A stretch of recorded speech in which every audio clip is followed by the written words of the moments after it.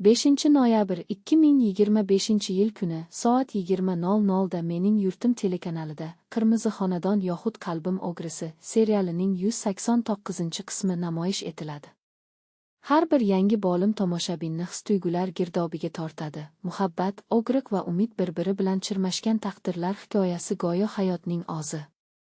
Qahramonlarning harakati, nigohi, sukunati ham chin yurakdan kelgan, shuning uchun ularni his etmaslikning iloji yo'q.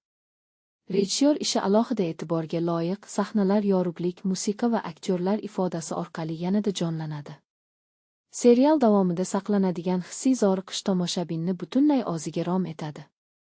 Qirmizi xonadon yoxud Qalbim o'g'risi – bu inson qalbining oynasi, unda zaiflik va kuch, qo'rquv va umid birlashgan.